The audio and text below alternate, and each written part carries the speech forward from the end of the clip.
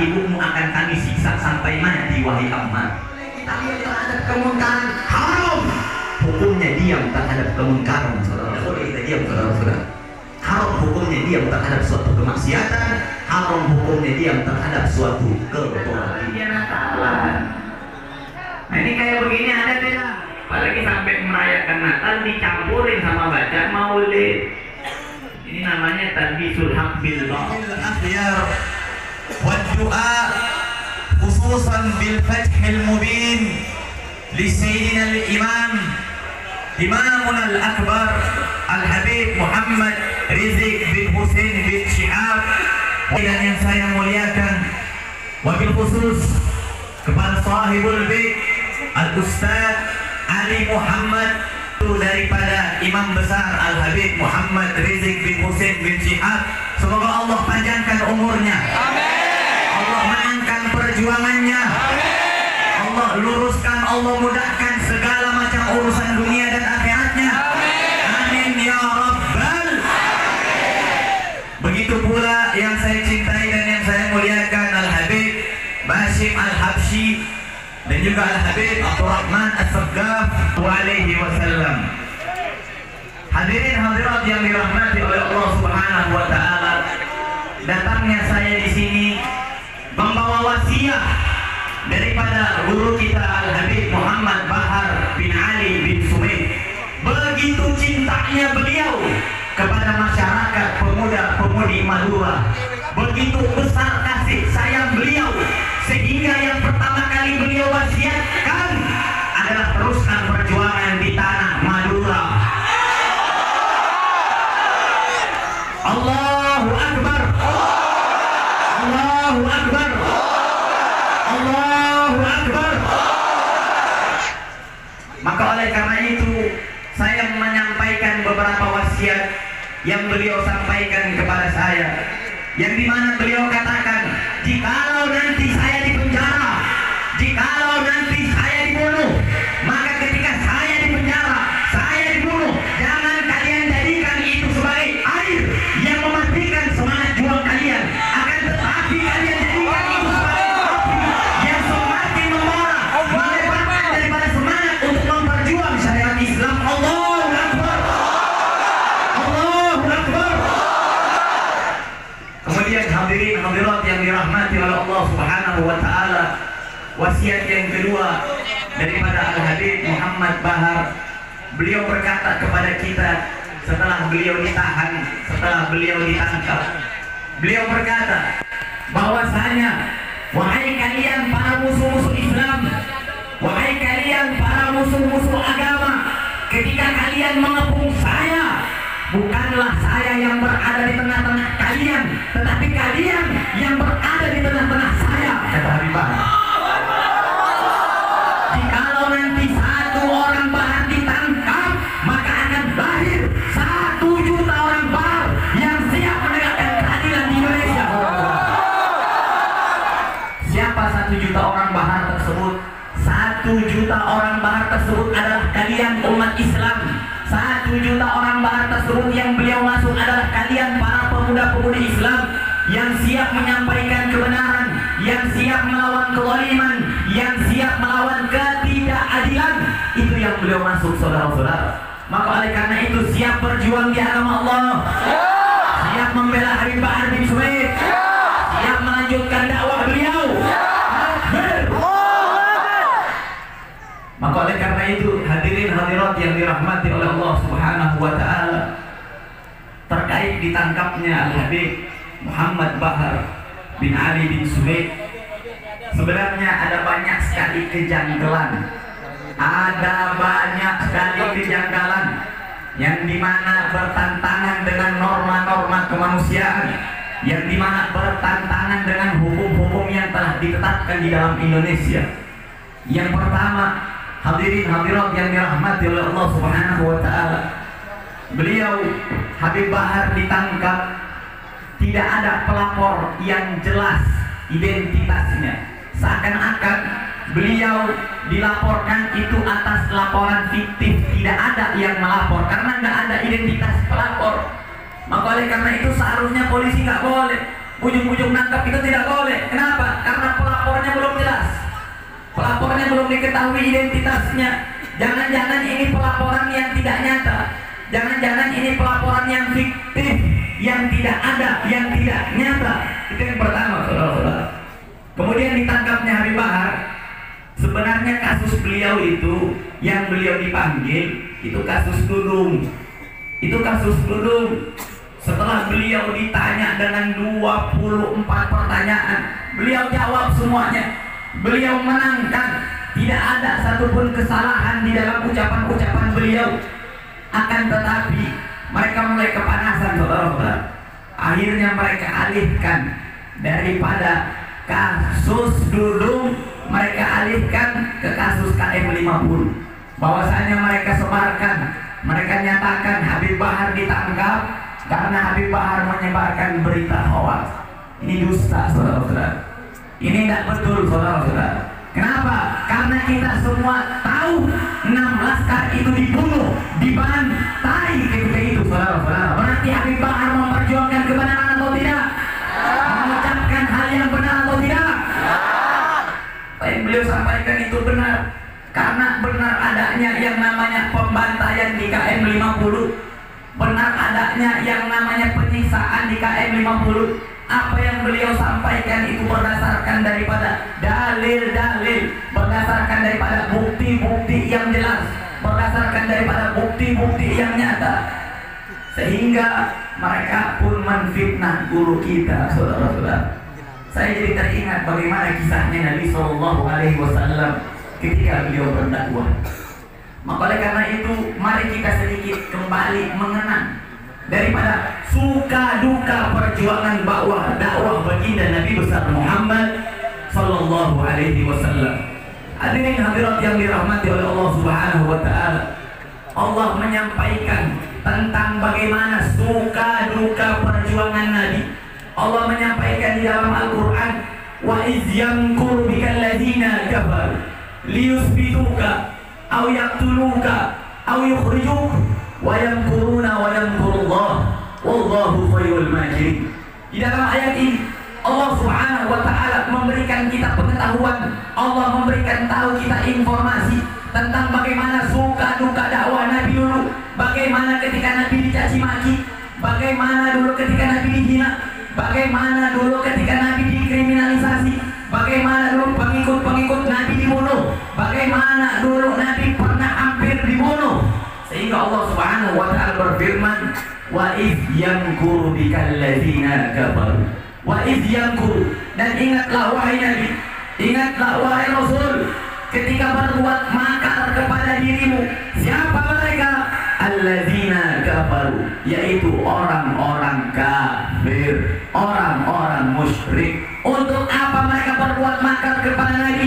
Liyusbituka, untuk membungkam dakwahmu wahai Nabi, untuk membungkam dakwahmu wahai Rasul.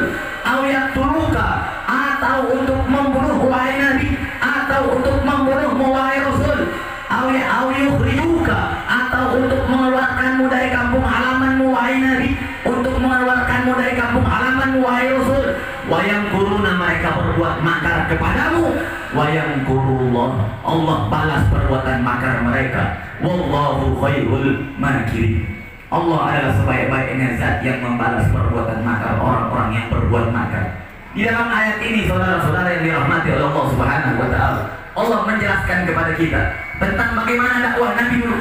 Bagaimana Nabi dulu pernah hampir mau dibunuh. Bagaimana dulu Nabi dibungkam dakwahnya. Bagaimana dulu Nabi dicaci maki, dihina, difitnah.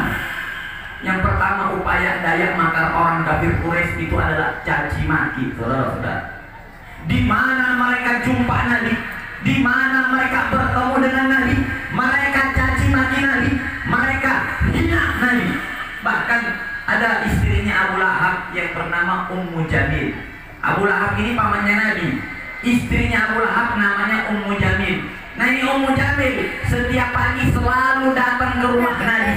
Dia getok pintu rumah Nabi. Begitu Nabi buka, dia caci Nabi, dia hina Nabi. Sehingga di setiap pagi cacian hinaan kepada Nabi itu menjadi santapan paginya istri Abu Lahab. Bagaimana mereka orang-orang kafir, di mana mereka bertemu dengan Nabi, mereka hina Nabi, mereka caci maki Nabi, bahkan tiap pagi. Tetapi kita lihat bagaimana sikap Nabi. Apakah Nabi berhenti berdakwah? Apakah Nabi kena mental?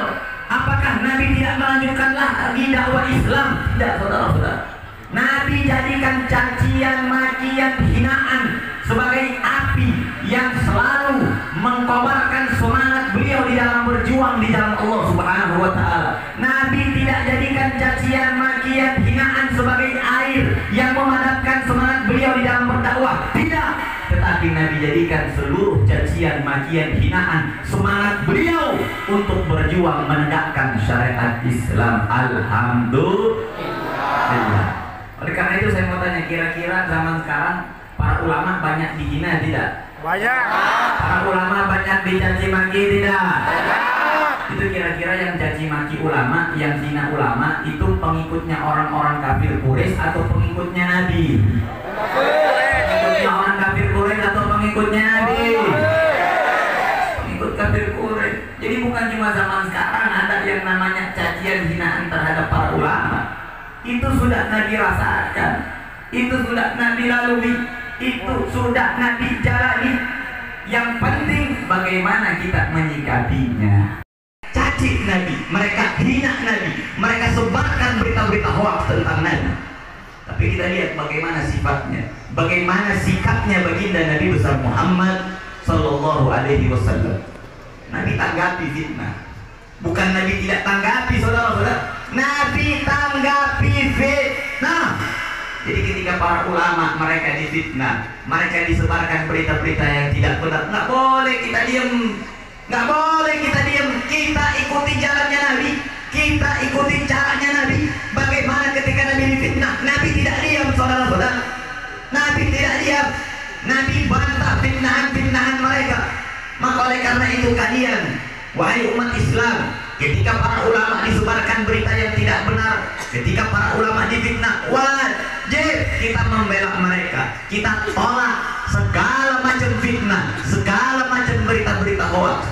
Jangan mau cari aman, jangan mau cari aman. Ulama difitnah, diem. Ulama dikriminalisasi, diem. Nggak boleh kita diem terhadap kemungkaran, haram. Hukumnya diam terhadap kemungkaran, saudara-saudara. Bahkan mereka para ulama pernah berkata, man ba'a hurriyata li ajli amnih la yastahiqul hurriyah walal aman. Barang siapa yang menjual kemerdekaannya, dia jual kemerdekaannya untuk mendapatkan rasa aman, maka orang tersebut nggak pantas untuk mendapatkan kemerdekaan dan rasa aman, saudara-saudara. Jadi nggak boleh kita diam terhadap kemaksiatan, nggak boleh kita diam terhadap kemungkaran. Harus kita tanggapi fitnah. Tidak boleh kita diam, saudara-saudara. Haram hukumnya diam terhadap suatu kemaksiatan, haram hukumnya diam terhadap suatu kezaliman. Nabi tanggapi fitnah. Ketika beliau difitnah, Nabi tanggapi. Bukan Nabi tidak tanggapi. Nabi tanggapi fitnah secukupnya. Sisanya Nabi habiskan waktu Nabi untuk berjuang di jalan Allah Subhanahu wa Ta'ala. Sisanya Nabi habiskan waktu Nabi untuk berdakwah di jalan Allah Subhanahu wa Ta'ala, memperjuangkan syariat Islam, memperjuangkan akidah, memperjuangkan agama. Tidak meniru Nabi. Karena Allah Subhanahu wa Ta'ala, Allah Subhanahu wa Ta'ala pernah berfirman di dalam Al-Qur'an, "Qul in kuntum tuhibbunallah fattabi'uni yuhibbukumullah." Katakanlah wahai Nabi, katakanlah wahai Rasul, apabila kalian wahai para umat cinta kepada Allah, maka ikutilah jalannya Nabi. Yuhibbukumullah, maka Allah akan cinta kepada kalian. Berdampak justru semakin banyak pengikut-pengikut Nabi, justru semakin banyak orang yang mendakwahkan agama Islam. Akhirnya mereka pun cari cara yang ketiga, saudara-saudara. Mereka cari cara ketiga. Apa cara makar kali ini? Kali ini mereka mulai kriminalisasi. Tapi mereka masih nggak berani kriminalisasi Nabi secara langsung. Mereka masih nggak berani mengganggu fisik Nabi secara langsung. Akan tetapi yang mereka hancurkan, yang mereka kriminalisasi adalah hatinya Nabi, melalui penyiksaan terhadap sahabat-sahabat Nabi, saudara-saudara. Mereka kriminalisasi Nabi, mereka siksa para sahabat, mereka siksa para sahabat dengan siksaan yang sangat kejam. Bahkan Sayyidina Abu Bakar As-Siddiq, beliau ketika berdakwah di Mekah, beliau dikeroyoki, diinjek-injek, mukanya diolesi pakai batu-batuan sambil ditampari dengan sendal-sendal. Bahkan orang-orang yang berada di Mekah ketika itu mereka berkata, kita nggak tahu lagi ini Sayyidina Abu Bakar As-Siddiq sudah mati atau masih hidup, karena beliau sekarat ketika itu. Beliau disiksa hampir mati demi memperjuangkan syariat Islam, demi memperjuangkan agama Islam. Kita lihat para sahabat yang lain dikriminalisasi. Ada sahabat Bilal ibn Rabah. Beliau dibawa di suatu padang pasir yang sangat panas. Saking panasnya itu padang pasir, kalau kita ambil daging kemudian kita taruh di padang pasir itu 1 jam matang. Nah, Sayyidina Bilal ibn Rabah dibawa di padang pasir, ditelanjangi, ditiduri, ditaruh bongkahan batu di atas perutnya Bilal ibn Rabah. Kemudian mereka yang menyiksa Bilal ibn Rabah berkata, "Ya Bilal, la tazal hakaza hatta tamut au takfur bi Muhammad." Wahai Bilal, kamu akan senantiasa kami siksa, kami kriminalisasi dengan siksaan seperti ini, dengan siksaan yang sangat pedih hingga kamu mati wahai Bilal, atau kamu ingkari agama Muhammad, atau kamu hianati Muhammad. Apa jawab Bilal ibn Rabah? Bilal ibn Rabah hanya berkata, ahad, Allahu ahad, Allah Maha Esa, Allah Maha Esa. Yakni Bilal ibn Rabah lebih rela dirinya dibunuh, lebih rela dirinya disiksa daripada beliau mengkhianati daripada baginda Nabi besar Muhammad sallallahu alaihi wasallam.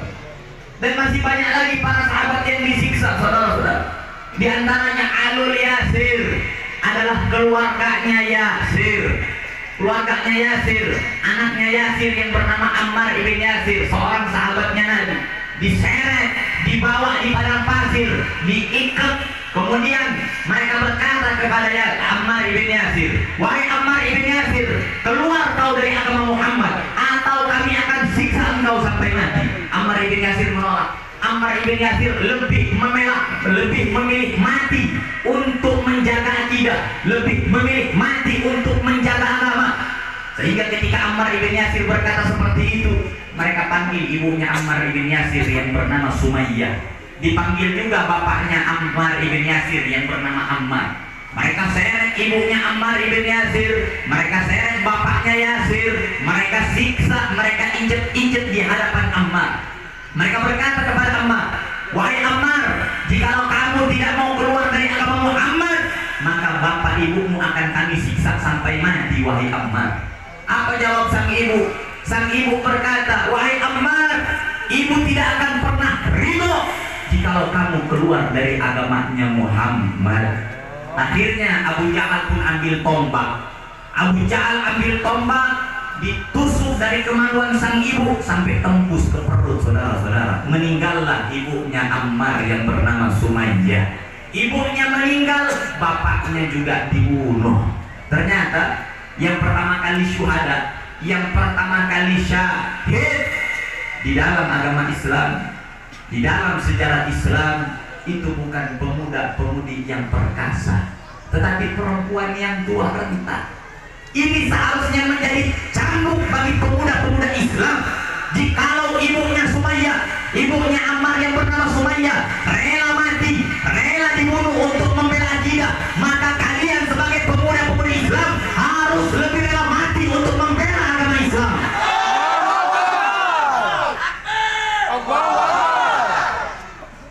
Kemudian saudara-saudara, akhirnya Ammar ibn Yasir pun linglung, saudara-saudara. Tidak sadar lagi apa yang sudah dia ucapkan, karena dia lihat langsung bagaimana ibunya dibunuh di hadapannya, bagaimana bapaknya dibunuh di hadapannya. Dan masih banyak lagi para sahabat yang dikriminalisasi, yang dibunuh ketika itu. Ini kira-kira zaman sekarang yang kriminalisasi pejuang-pejuang Islam banyak tidak? Yang kriminalisasi pejuang-pejuang Islam banyak tidak? Atau kira-kira pengikutnya Nabi atau pengikutnya orang kafir Quraisy? Pengikutnya Nabi atau pengikutnya Abu Jahal? Pengikut Abu Jahal. Ternyata sudah terjadi, saudara-saudara. Mereka cari makar baru lagi untuk membungkam dakwah Nabi. Apa yang mereka lakukan kali ini? Kali ini mereka ajak Nabi negosiasi, saudara-saudara. Mereka musyawarah di suatu tempat yang bernama Darun Nadwah. Kemudian mereka ajak Nabi negosiasi.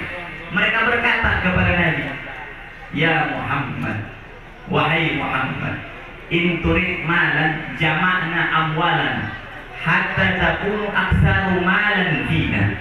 Wahai Muhammad, jikalau engkau berdakwah, yang kamu harapkan adalah harta, yang kamu harapkan adalah dinar dan dirham, kami kumpulkan harta-harta kami serahkan kepada dirimu wahai Muhammad, hingga engkau menjadi orang yang paling kaya di antara kami. Tapi dengan satu syarat, tinggalkan dakwahmu, tinggalkan dakwah Islam, tinggalkan perjuangan untuk menegakkan syariat Islam. Wahai Muhammad, jikalau yang kamu harapkan adalah perempuan, kami kumpulkan perempuan-perempuan kami yang paling cantik, kami serahkan kepada dirimu wahai Muhammad. Wahai Muhammad, jikalau yang engkau harapkan adalah menjadi raja, menjadi penguasa, kami akan jadikan kamu penguasa di Mekah wahai Muhammad.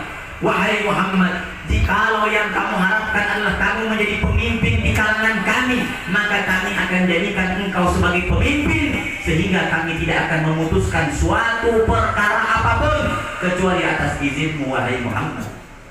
Kemudian apa jawab baginda Nabi besar Muhammad? Apa jawab Nabi sallallahu alaihi wasallam? Beliau berkata, "Law wada'tum syamsa fi yamini wal qamara fi yasari li an atruka hadzal amr fa wallahi wa billahi ma atruku tarfat 'ain." Kata Nabi sallallahu alaihi wasallam ketika diajak negosiasi oleh orang-orang kafir Quraisy, "Demi Allah yang nyawaku berada di genggamannya, jangankan harta, tahta, pangkat, jabatan, seandainya kalian bisa ambil itu matahari, kalian taruh di tangan kananku, kalian ambil itu bulan, kalian letakkan di sebelah kiriku untuk aku meninggalkan dakwah Islam, maka demi Allah aku tidak akan pernah meninggalkannya walaupun cuma sekelip mata," kata Nabi sallallahu alaihi wasallam. Akhirnya makar orang kafir Quraisy pun gagal, saudara-saudara. Nggak kayak zaman sekarang. Kalau zaman sekarang kan ustadz-ustadz dikali amplop, kiai itu yang miring dikasih amplop, yang awalnya haram jadi halal, halal haram halal berarti melempem. Dikasih amplop kayak kerupuk, dikasih amplop sama pemerintah kayak kerupuk, dikasih amplop kayak kerupuk, dikasih air langsung melempem, langsung layu. Halal haram hukumnya halal katanya. Ikuti kita punya Nabi, teladani kita punya Nabi. Bagaimana Nabi ketika diajak negosiasi seperti itu, negosiasi yang tidak benar, Nabi tolak. Maka kita juga seperti itu, saudara-saudara. Jangan sampai kita jual agama kita, jangan sampai kita jual agama kita hanya untuk mendapatkan dunia. Teladani kita punya Nabi. Kemudian begitu cara daripada negosiasi itu tidak berhasil, gagal, akhirnya mereka pakai cara kelima, saudara-saudara. Mereka pakai cara kelima. Apa itu? Mereka ajak Nabi damai. Mereka ajak Nabi damai. Oh, Nabi senang damai. Nabi nggak mau ada permusuhan. Nabi nggak mau ada perpecahan. Cuma Nabi cerdas. Nabi tanya dulu, ini maksudnya damai itu kayak gimana?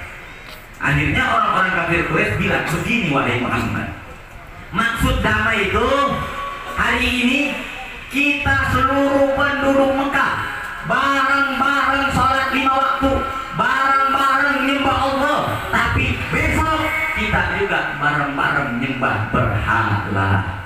Jadi yang dimaksud damai itu memperadukkan akidah. Jadi yang dimaksud damai itu memperadukkan agama. Kali ini saudara-saudara, saking bahayanya pernyataan seperti ini, yang jawab bukan Nabi, Allah langsung yang wahyukan kepada malaikat Jibril, yang dimana Allah Subhanahu wa Ta'ala berfirman, "Qul ya ayyuhal kafirun." Katakanlah wahai Nabi, jawab pertanyaan mereka, jawab negosiasi mereka itu wahai Nabi. Ya ayyuhal kafirun, wahai orang-orang kafir, la a'budu ma ta'budun.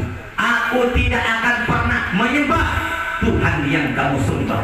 Wala antum abiduna ma a'bud. Kalian juga tidak akan pernah menjadi penyembah Tuhan yang aku sembah.